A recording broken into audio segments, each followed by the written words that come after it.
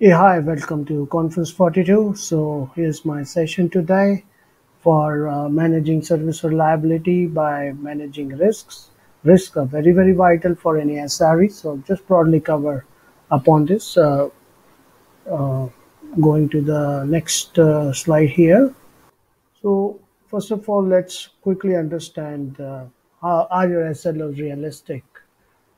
So if you see here, there is an application which has multiple services, and then there are again sub-services within that, but are really sure the SLO, the SLIs defined can be met? What are the risks associated with this? What would happen if one of the services were to be get impacted? Or what would happen if the underlying cloud infrastructure or the underlying infrastructure gets unavailable for a moment? Do we have an auto healing mechanism in place? So there are so many risks which anyone is unaware, and thereby there need to be a very stringent mechanism of putting up risks within any scenario or any service. So that's what we define as risk analysis. It helps you to prioritize and communicate. So services obviously can be made more uh, uh, reliable if you know the risks. For example, the previous diagram we looked into it, like there are so many different applications, services. There could be a challenge, there could be an impact on dependency, there could be an impact on capacity, there could be an impact on the operations or on the release cycles. So these are underlying risks, and what they enable us is to understand what could it take to recover. So mean time to detect becomes one of the vital criteria, and it is part of the risk. So when you create a risk analysis, you look at your uh, different reliability matrices like MTTD, which is your mean time to detect, whether it is mean time to repair, how many percentage of users get impacted, and then what's the probability of occurrence. So that's the value of the risk analysis. So how do you define the risk? So the way we have thought, or I've seen most of our customers build is use a risk catalog. So what do you mean by a risk catalog?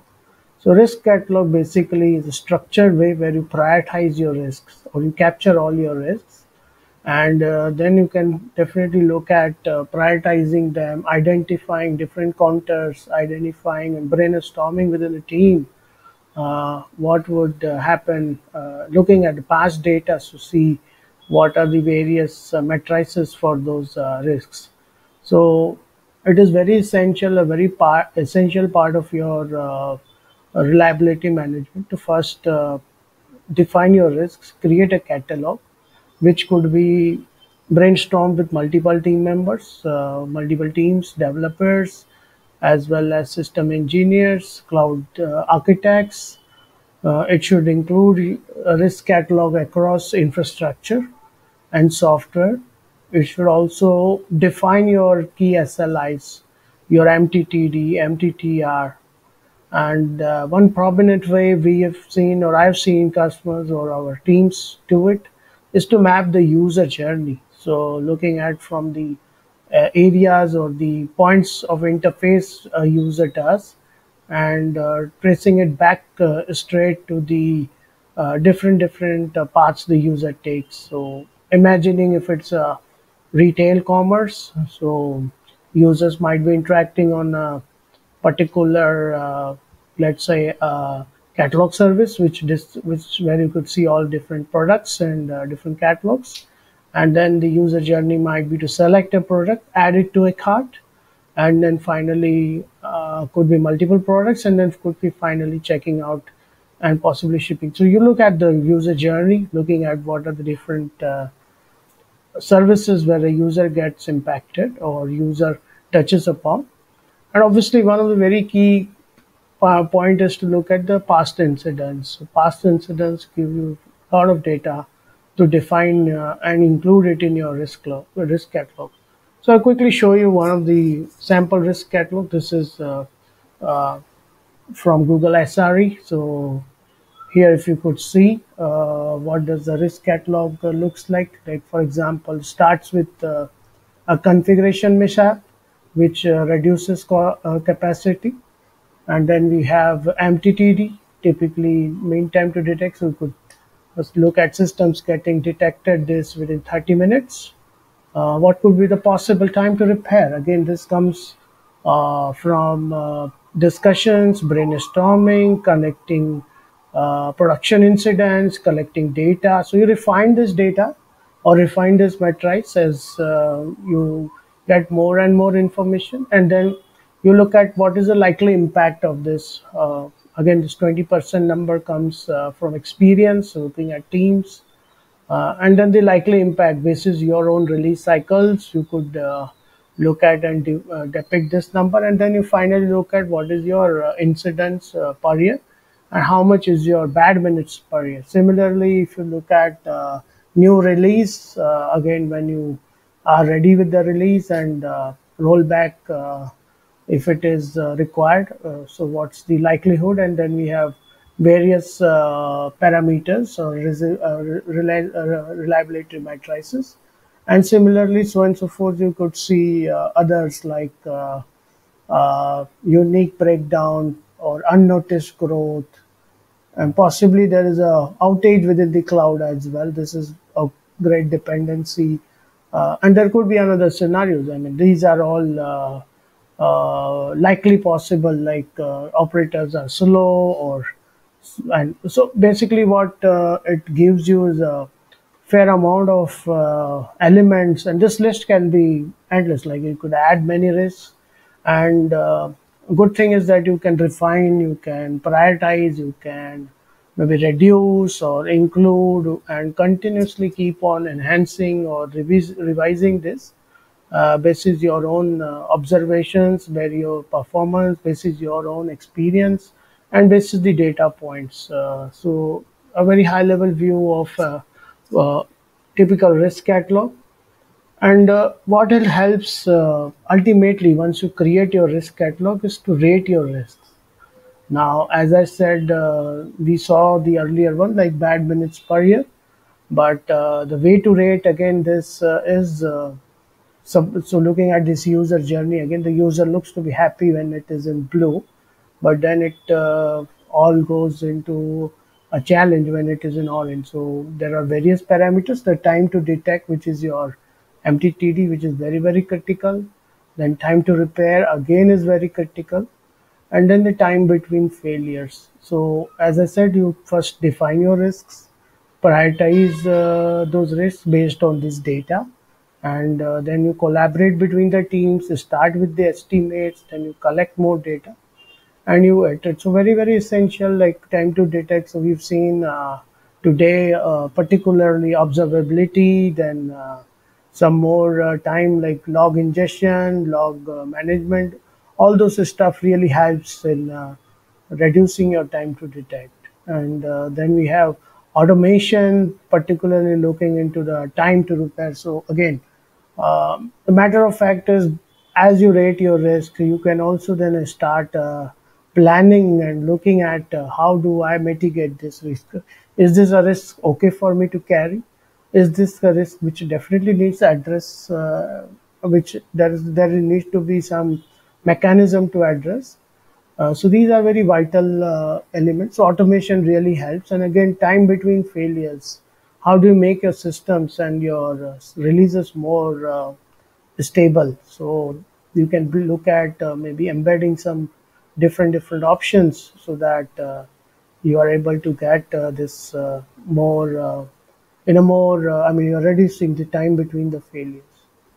So far, I've just broadly covered the risk cataloging, risk analysis, and why risk is very critical, and then how do you rate your risk. Now, I could quickly cover about accepting risk, and this is a very vital part of your SRE work.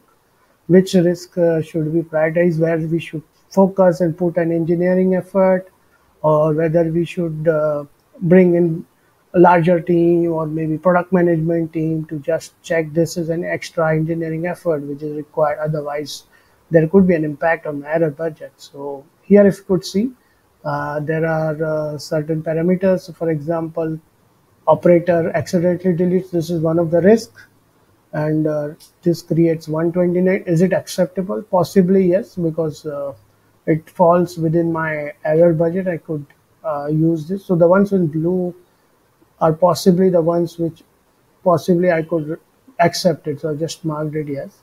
And then the ones in the pink or the peach color shows that risk which cannot be accepted. So there could be a possibility the first three may not get even accepted. Basically, it definitely might impact the error budget, therefore would have a major impact. So it is going to require, if required, I mean, I need to spend some time to look at or put some engineering effort in order to address or mitigate this kind of risk. The ones within yellow should not be accepted. There could be a major issue, or this could be a major consumer of my error budget. So there has to be a mechanism. So this amber color defines that, and it is something which may need an address, either maybe as a second priority or a third priority, but it requires addressal. And then the ones which are in green possibly could be ones which I could accept, and even though these occur, they may not significantly consume my error budget. So the risk mitigation, the risk cataloging is a very vital element. And we've seen, I've worked with many customers in helping them build such risk catalogs, then putting a risk mechanism or risk analysis to then prioritize this risk. So one very key element which I also observed is the role of chaos. So here I've seen chaos engineering could be a very vital role, because when you look at estimating the risks for different scenarios, or different areas where this could be useful, is by chaos you can attempt or identify certain blind spots. You can attempt some failures, inject some failures, inject some faults, and then really understand this risk.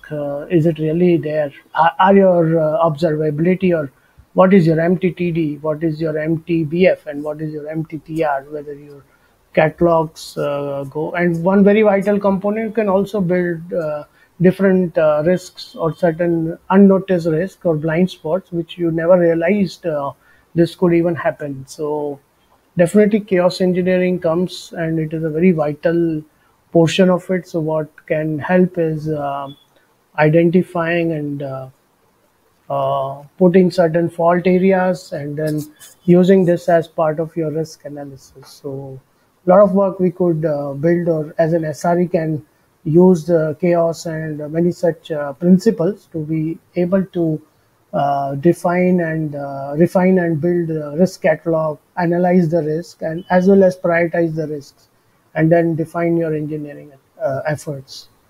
With this, I come to an end. It's a fascinating discussion. Hope you enjoyed my talk. And any questions or any queries, I'm always available. If there is anything which is needed or any contact needed, please feel free to reach out. These are my coordinates. Thank you. Thank you very much.